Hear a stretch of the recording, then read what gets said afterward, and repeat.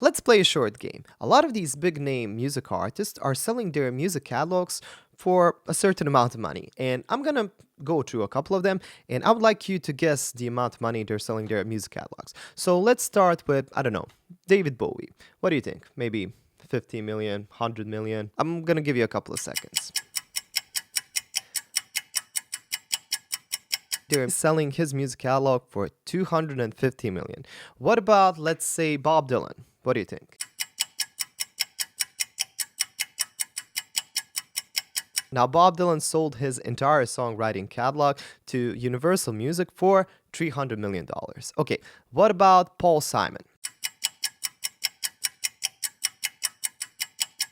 For this case, I don't have an exact number. It just says that he sold his catalog to Sony Music for an undisclosed sum. But if I had to guess, it's at least 200 million, probably even more. Okay, let's do a couple of more. What about Sting? Now, I'm really a big fan of Sting. Of all of these guys that I mentioned, I'm the most familiar with his work, and I just crazy appreciate the dude. He's an amazing singer-songwriter, and he's the one that I definitely know the most songs of. So, what do you think? How much? So, Sting sold his whole catalog, not only the songs that he did, let's say, as a solo artist, but also the songs that he wrote for the Police. He sold it for $250 million to the Universal Music Publishing Group. He's been a long time with them, so it kind of makes sense. Let's do just one more. Bruce Springsteen. I'm pretty sure that you've heard this amount over the internet somewhere, like floating around. He sold his masters and publishing rights for $500 million. Now, let's talk a little bit about why this is happening right now and why these amounts. I hope that you find these topics interesting. I really find them interesting. I really do enjoy anything that has to do with business side of music because that's often overlooked. And smaller artists or artists that are up and coming are usually, they want to focus on their art. They're not very I would say technical. They're not maybe strategic about the business. So sometimes they need help. But there's nothing better when an artist knows their value from a business side as well, like these guys do. But at the same time, I'm going to say a bold claim, and I'm going to say that all of these amounts are kind of lower than they would be maybe 3 years ago. And I'm pretty sure that the pandemic has something to do with it. I'm pretty sure that a lot of these big publishing companies like Universal Music Publishing Group, like Sony Music, understood the importance of this opportunity that's happening right now. Because I'm pretty sure that these numbers are lower than they would be normally. I mean, don't get me wrong, these are huge amounts. I mean, I'm probably never gonna see this big amount in my bank account, but who knows? Hoping. But I still think that some of them could be bigger. For example, I'm going to talk a bit about Sting because he's the one that I'm most familiar with. Sting has amazing songs, and Sting doesn't have a decade or even a shorter period of time where he didn't have some hit songs, and he's really been an influence to a lot of generations. And Sting is really, a unique artist. As a solo artist, as a member of Police, and everything he did basically a lot of different genres. From pop, rock, jazz, kind of even gospel things. I mean, he wrote a freaking musical, and he's a genius when it comes to that. He's an incredible storyteller, and I think when I look at all of these names so far, all of them are kind of storytellers. Bob Dylan, Paul Simon, Bruce Springsteen, David Bowie, and that makes me wonder, all of these guys have a lot of songs. They have big catalogs. Just to put things a little bit into perspective, all of these guys have at least 10 studio albums behind them, and probably even more live albums, but let's say just 10. And let's say that all of those albums have 10 songs. So already you have 100 songs. That's a smaller catalog, let's say. But I'm pretty sure these guys have even more because all of them are kind of storytelling artists, and usually storytellers have a lot to say. They do a lot of different music, and it doesn't even have to be different genres. Bob Dylan is just pretty known by grabbing a guitar, maybe a harmonica as well, and just singing a song, and a lot of songs. So why are these artists selling now? Why not wait maybe a couple more years where maybe they could have taken this amount even higher, maybe not double it, but maybe get a additional $50 million.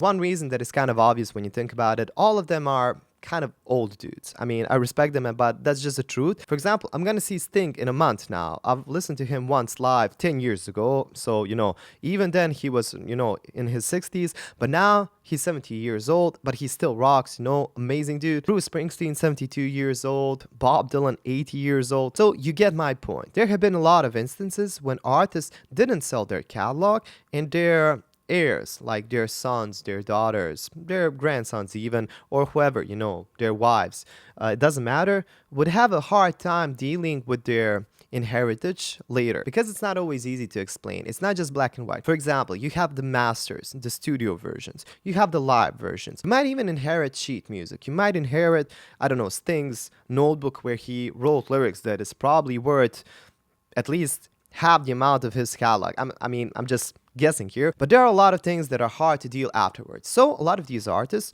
are kind of trying to get rid of that hassle because they really don't want to be bothered with that, and they don't want to bother their family with it, so they would rather grab the cash right now and use it as they please. For example, I remember in some interviews that Sting said that he's not gonna leave anything to his sons. He wants them to find their own way to approach this world, musical world, the world in general. He wants them to kind of build their careers on their own. He believes in that sort of thing, and I respect him for that. So it kind of makes me wonder, what's he actually gonna do with all of this money? It's not like he didn't have money before, but that's a different topic. So they don't want that hassle. They don't want to burden anybody, but at the same time, they're leaving these songs with people they trust, with people they usually worked with before, and that they believe will do the best with their songs. So this is what Sting has to say about this situation, and I'm going to leave important links to this topic in the description if you want to check them out. Throughout my career, I have enjoyed a long and successful relationship with UMG, Universal Music Group, as my label partner, so it felt natural to unite everything into one trusted home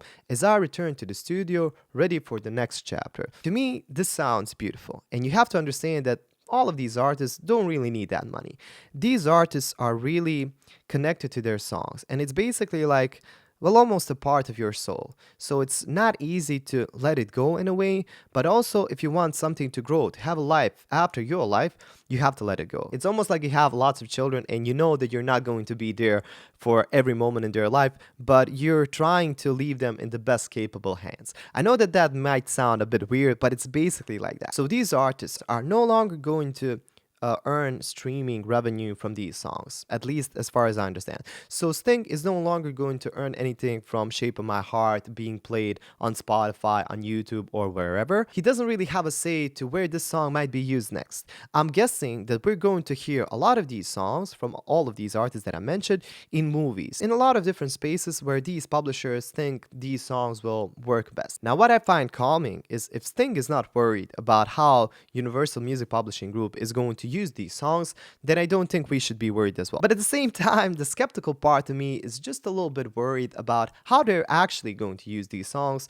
after these artists are no longer on this world.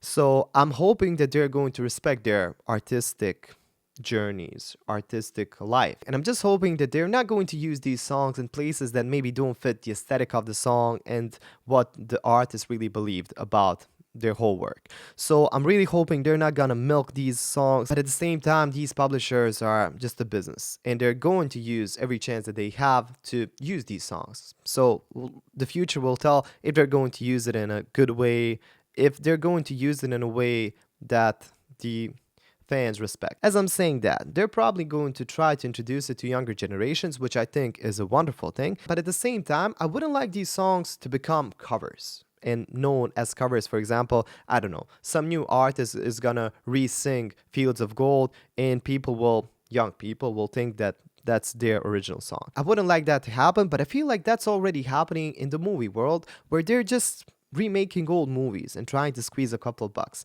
I mean, people, come on, let's be original. There's still room for originality. There are a lot of great artists that you have to discover. I'm saying this to the publishers as well. If you want to sign great artists, look at YouTube. Heck, even look at TikTok. I'm pretty sure that there are artists there, even though that's not my main platform. But take a look, listen, and you might be surprised to what you find. So, a conclusion. I'm optimistically curious about how these songs are going to play out in the future, what their role is going to be about, but I'm kind of optimistic. I believe that these artists wouldn't be selling even for billions of dollars if they don't think that their music is in the good hands and that these people are going to do a good job with it. I honestly believe that, but I also honestly hope so that these publishers are going to respect the music as it is. I would like to hear your thoughts. It's a different topic than I usually do on this channel, but I actually like reading these articles, and I also enjoy reading about creative economy, YouTube, and all of those stuff. So, if you enjoyed this video, please let me know, and you can be sure that I'm going to do more. I would like to hear your thoughts about this whole thing. What do you think? Are these amounts low? Are they just okay? Are these artists doing a good job? I would really like to hear your opinion. And what can I say? If you enjoyed the video, like it, share with your friends. Remember to subscribe and hit that bell to get notified about my next videos. If you want to see these videos for anybody else and also support everything that I do on the channel, consider becoming part of my Patreon page. You get amazing perks there. And honestly, every Patreon member is like a family member to me. You are the reason that I'm able to do these videos every week. So it really means a lot to me. And I hope to see you in the next video. Bye.